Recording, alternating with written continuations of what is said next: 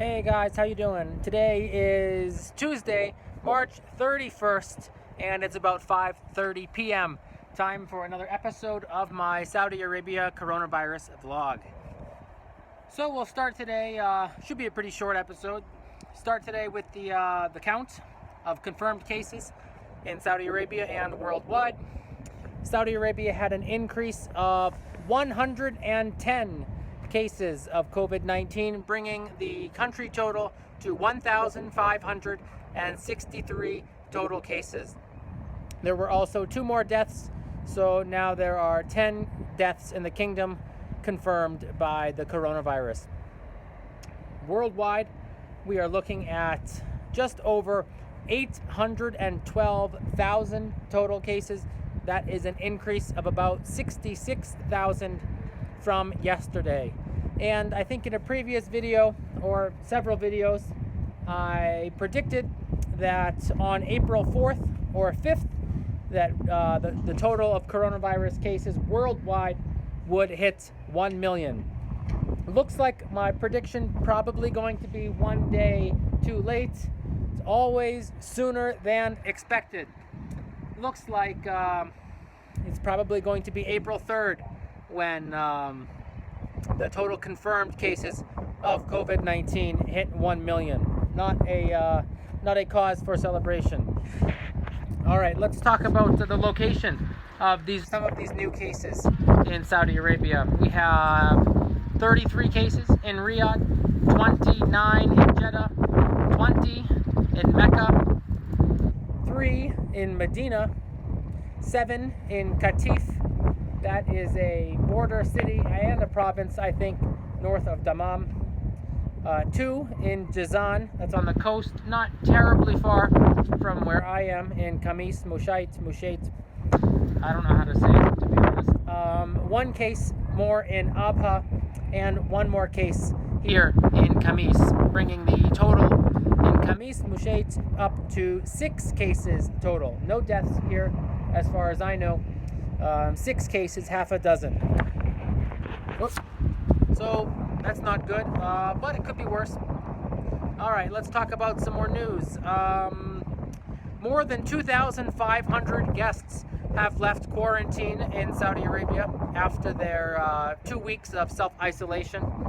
I guess these were returning passengers or Saudis from other countries. Yesterday I reported that there were more than 300 who left. I guess now it's up to 2,500, or maybe it was yesterday and I wasn't sure. So that's good news. All right, I went to the grocery store this morning. First time I left the house in I don't know how many days, 3, 4. I went really early in the morning at like 7:10 in the morning. There was almost nobody in the grocery store. That is almost no customers. Just coughing a little bit. I'm not sick. What was I going to say? Oh, that's right. All the shopping carts were inside the store now. Usually they're outside, but now they're being kept inside where they can be cleaned afterwards. There is no shortage of anything in the supermarket, so supply levels are good. I bought a bunch of fruit, some ice cream. What else did I buy? A lot of juice, some more milk, another toothbrush, a bunch of other stuff. Anyway, so you don't need to hear the whole list. I spent about 200 riyal. Another news story: Saudi Arabia the government has invited the Houthi rebels in Yemen to a peace talk. This is something they're always giving them peace overtures, and the Houthis or Iran or somebody is always trying to sabotage this peace process. Now, I guess I'll just give you a pretty quick summary on the origin of this war, I should say, in case you're not exactly sure, what's going on in Yemen. Well, about 5.5 years ago, in August or September 2014, a lot of people in Yemen were unhappy because the government removed fuel subsidies and made the cost of fuel more expensive. There were Iranian-backed militias, mostly Houthis. Houthis are a tribe in Yemen. It's worth noting most of Yemen is Sunni Muslim, and about 45% is Shia Muslim. So it's almost 50-50, but the Sunnis have a majority. Most of the rebels are Shia and are therefore being propped up by Iran as a way to antagonize Saudi Arabia-led control or influence over the Middle East as a whole region. And the Houthi rebels, were successful in seizing the capital, Sana'a. I'm not exactly sure how to say it. They were successful in seizing the capital, partially because the sympathetic Yemeni army did not give the government, the official government, as much support as it needed.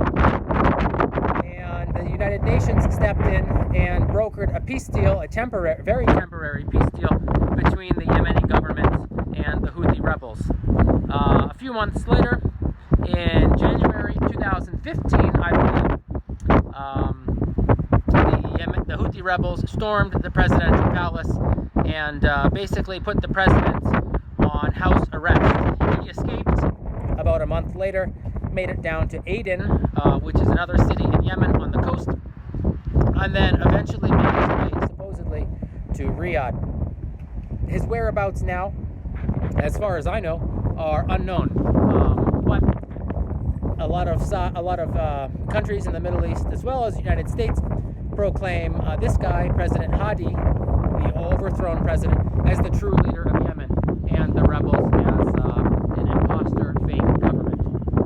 Now, Iran doesn't really care about the Yemeni people. They're just using Yemen as a proxy, basically, to attack Saudi Arabia, whom they have lots of disagreements with. Obviously, not just because I'm in Saudi Arabia or because I am an American, I support the government in exile right now and not the Houthi rebels. But I hope that a peace deal can be made between the government in exile, Saudi Arabia, the Saudi-led coalition, I should say, against the Houthi rebels and the rebels, that they can make a peace deal that is good for all sides and will respect life and human rights and COVID-19, everything. Because there are issues right now in the world that are bigger than war, that are bigger than any one country. COVID-19 is one of them, and it will remain a test to our international cooperation. Do we have the capabilities and the capacity to, as humans, come together and fight off this global pandemic?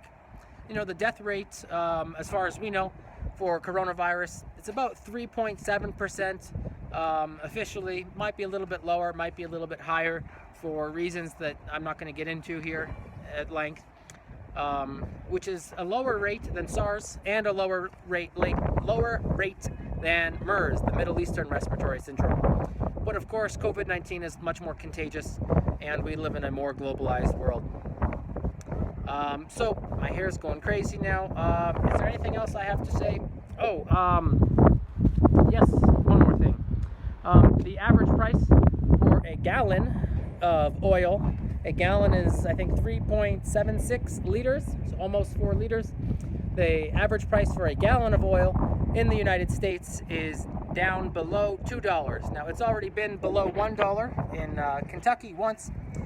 But this is a symptom, or not a symptom, this is a result of the oil crisis that's going on right now. This big oil war is not a crisis of lack of supply, it is a crisis of oversupply, because a lot of Middle Eastern nations, mostly Saudi Arabia and United Arab Emirates, are pumping lots more oil than there's demand for in the market, and storage capacities are quickly shortening. They're running out.